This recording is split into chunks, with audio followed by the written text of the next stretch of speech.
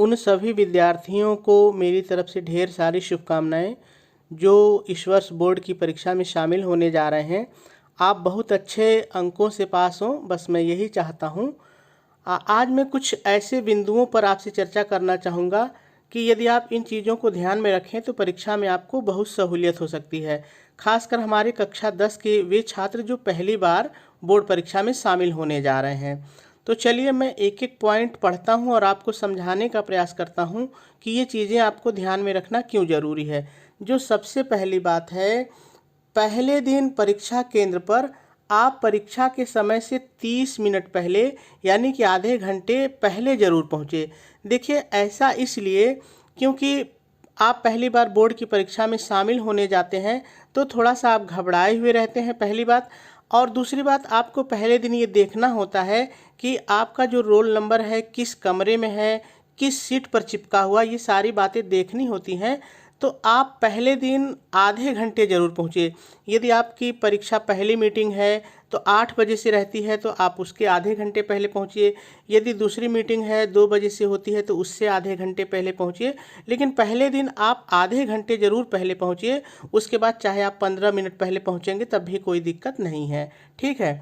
दूसरी महत्वपूर्ण बात, अपने साथ एक पानी की बोतल आप ज़रूर रखें। चाहे आप कक्षा 10 के छात्र हों या कक्षा 12 के छात्र हों, पानी की बोतल अपने साथ ज़रूर रखें। देखिए, परीक्षा में जब आपको प्यास लगेगी, वैसे भी अभी गर्मी तो प्रचंड पड़ने लगी है, तो आप पानी पीने के लिए हैंडपंप पर जाएंगे या टंकी पर जाएंगे और 2-4 छात्र वहां और रहे तो आपका बहुत समय नुकसान हो जाएगा। और परीक्षा का एक एक मिनट आपके लिए बहुत कीमती होता है। ऐसे में आप एक पानी की बोतल अपने पास जो है वो ज़रूर रखें, ठीक है। तीसरी जो महत्वपूर्ण बात है कि जो परीक्षा सहायक सामग्री आपके पास होती है, वो पेन होती है, पेंसिल होती है, रबर, चांदा, स्केल यानी पटरी, प्रकार या अन्य भी कोई जो भी चीज़ है परीक्षा में सहायक सामग्री, उसको आप पारदर्शी कैरी बैग में ही रखें। यानी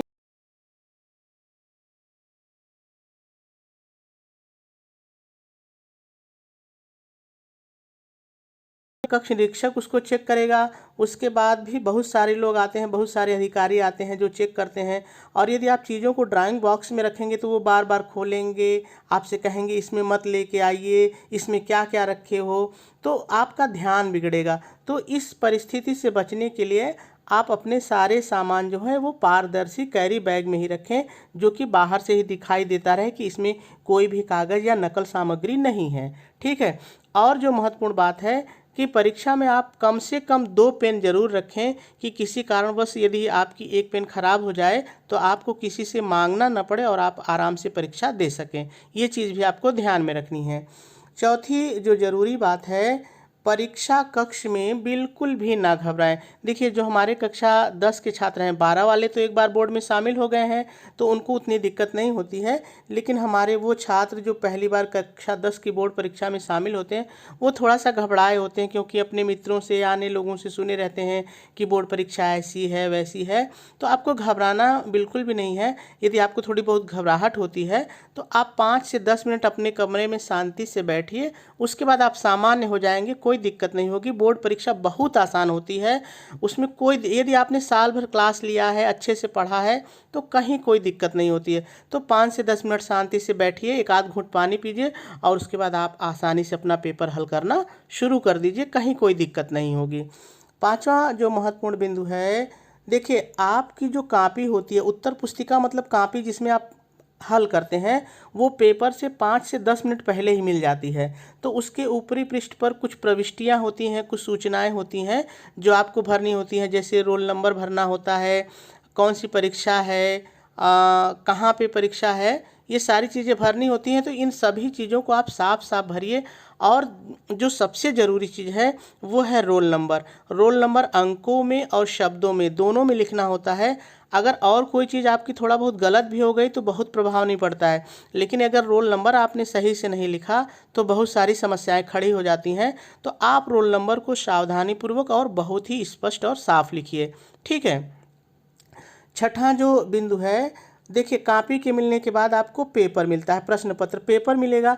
तो जैसे ही आपको पेपर मिले, देखिए पेपर के ऊपर लिखा रहेगा कि इस प्रश्न पत्र में 24 पृष्ठ हैं, 10 पृष्ठ हैं, 12 पृष्ठ हैं, मतलब जितने भी जिस पेपर में पृष्ठ रहेंगे वो लिखा रहता है। तो आप तुरंत को पेपर को लास्ट तक देख लीजिए, अंत तक देख लीजिए कि जितने पृष्ठ लिखा है उतने पृष्ठ हैं कि नहीं है, कहीं कोई बीच से पन्ना तो नहीं गायब है, कोई ऐसा प्रश्न तो नहीं है जो इसमें छपा ही नहीं ठीक से है।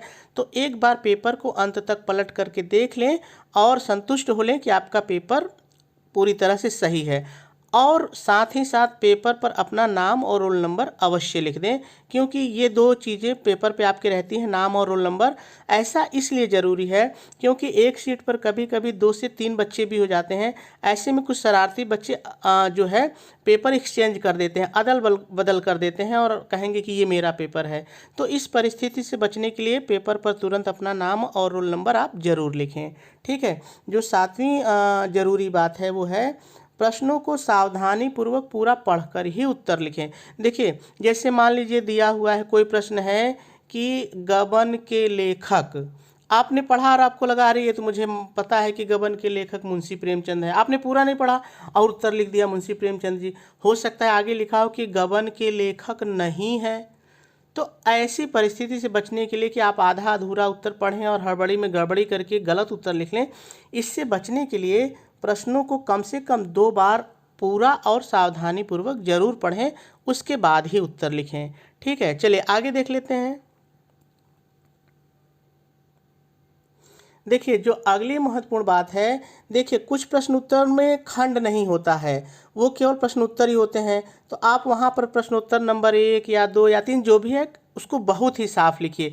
लेकिन यदि कोई ऐसा प्रश्नोत्तर नंबर है जिसमें उपखंड हैं, वो उपखंड क, यहाँ क रहेगा, क ख ग के रूप में हो सकते हैं, या रोमन में 1 2 3 कुछ जो भी हो सकता है।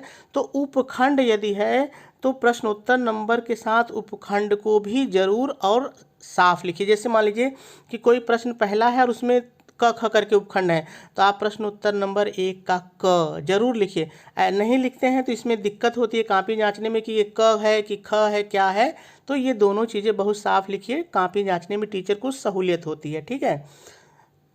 अगली जो 9वीं बात है वो है प्रश्नोत्तर नंबर तथा अन्य उत्तर में आने वाली हेडिंग लिखने के लिए स्केच पेन का प्रयोग जरूर करें। देखिए यहाँ पर जो 9वां पॉइंट ये कह रहा है कि जो आप प्रश्नोत्तर नंबर डालते हैं, प्रश्नोत्तर नंबर 1 या प्रश्नोत्तर नंबर 1 का क, उसको किसी थोड़ा मोटी पेन से, स्केच पेन से डालेंगे तो टीचर को दूर से दिख जाएगा कि यार ये तो प्रश्नोत्तर नंबर 1 है, प्रश्नोत्तर नंबर 2 है या प्रश्नोत्तर नंबर 3 का क है। तो उसको जांचने में बड़ी बड़ी सहूलियत होती है, परेशानी नहीं होती है। वो तुरंत देखा प्रश्नोत्तर नंबर 3 का क है, पेपर पलटा, प्रश्न मिलाया और फट से वो आपकी कॉपी जांच दिया। तो कहने का मतलब ये है कि आप मोटी पेन का यानी स्केच पेन का प्रयोग जरूर करिए प्रश्नोत्तर नंबर डालने में। और कोई ऐसा प्रश्न जो लॉन्ग टाइप वाले हैं और उनमें कई हेडिंग्स आती हैं, तो उन हेडिंग्स के लिए भी आप जो है काली या नीली स्केच पेन का प्रयोग करें। वैसे तो आप दूसरे रंग की पतली पेन का भी इस्तेमाल कर सकते हैं, लेकिन मैं यही आपको सलाह दूंगा कि आप स्केच पेन का ही प्रयोग करें। ठीक है, उत्तर की हेडिंग के लिए भी और प्रश्न उत्तर डालने के लिए भी। अगला और 10वां महत्वपूर्ण पॉइंट है, जिन प्रश्नों के उत्तर आपको अच्छी तरह से तैयार हों उन्हें पहले हल कीजिए। गणित का है तो हल कीजिए, बाकी विषय है तो लिखिए। तो देखिए ये पॉइंट ये कह रहा है कि जो प्रश्न आपको अच्छी तरह से तैयार हो उसको पहले हल करिए ताकि आपका समय बचे, है ना। पता चला जो नहीं आ रहा आप उसी को सोच रहे हैं और समय बर्बाद हो रहा है। तो जो पहले आ रहा है उसको अच्छी तरह से पहले आप हल कर लीजिए। वैसे भी आपकी बोर्ड परीक्षा में कोई प्रतिबंध नहीं होता है कि इस प्रश्न को पहले ही कीजिए। तो जो पहले आ रहा है उसको पहले कीजिए, उसके बाद जो कम आ रहा है उसको बाद में फुर्सत में करिए आराम से। तो ये चीज़ भी आपको ध्यान रखनी चाहिए, आपको फ़ायदा होगा। अगली जो महत्वपूर्ण बात है, जिन प्रश्नों को आप हल करते जाएं पेपर पर ऐसे सही का निशान लगा दें। इससे फ़ायदा ये होगा ना कि आपको याद रहेगा कि यार ये प्रश्न तो मैंने हल कर लिया। नहीं तो आप बीच में अगर टिक नहीं लगाएंगे तो भूल जाएंगे यार ये मैंने किया है कि नहीं किया है। तो ऐसी परिस्थिति से बचने के लिए आपने पहला हल कर लिया तो टिक मार दीजिए, दूसरा हल कर लिया तो टिक मार दीजिए। ठीक है, तो ये चीज़ भी आपको ध्यान रखनी है कि जो भी प्रश्न आप हल करते जाएं उस पर पेपर पे, जो आपका पेपर है उस पर सही का निशान लगाते जाएं। ठीक है।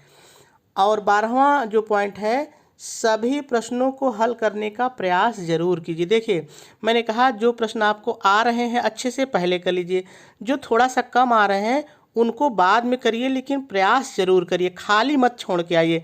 देखिए, होता क्या है कि कभी कभी स्टेप मार्किंग कुछ प्रश्नों में होती है। जैसे मान लीजिए कोई प्रश्न 5 नंबर का है, अब उसमें 2+1+2 है, तो इसका मतलब है कि कुछ भाग करेंगे तो 2 नंबर मिलेगा, फिर कुछ भाग करेंगे तो 1 नंबर मिलेगा। तो जितना सही होगा, कम से कम स्टेप मार्किंग तो उतनी आपको मिल जाएगी। तो छोड़ने से अच्छा है कि जो आ रहा है आप उसको ज़रूर करके आएँ। ठीक है। 13वां और जो आखिरी मेरे हिसाब से है, जो आपको ध्यान में रखना चाहिए और बहुत ही महत्वपूर्ण है, जब आप सभी प्रश्नों को हल कर लें, आपको लगा कि आपने सारे प्रश्न हल कर लिए हैं, तो अपनी जो कॉपी है, वो जो आपका खाली समय है, देखिए 3.25 घंटे का पेपर आपका होता है, 15 मिनट पढ़ने के लिए होता है और 3 घंटे लिखने के लिए होता है। तो आप पहले निश्चित रूप से, यदि आपने क्लास लिया है, साल भर अच्छे से पढ़ाई की है, तो 3 घंटे आपको नहीं लगता है लिखने में। तो जो भी खाली समय आपको मिले, उसमें एक बार सभी उत्तर को आप जरूर पढ़िए, एक बार दोहरा लीजिए, पढ़ लीजिए, कहीं कोई मात्रा तो नहीं गलत हो गई है, कहीं कोई चीज़ आप हल्दीबाजी में और जल्दीबाजी में गड़बड़ी तो नहीं कर दिए हैं, कोई अंक तो नहीं गड़बड़ है, प्रश्न उत्तर नंबर तो नहीं गड़बड़ है। उन कमियों पर एक बार नज़र आप जरूर डाल लीजिए। ठीक है। तो मेरे ख्याल से यदि इन चीज़ों को आप ध्यान में रखेंगे तो कुछ न कुछ आपको सहूलियत ज़रूर होगी।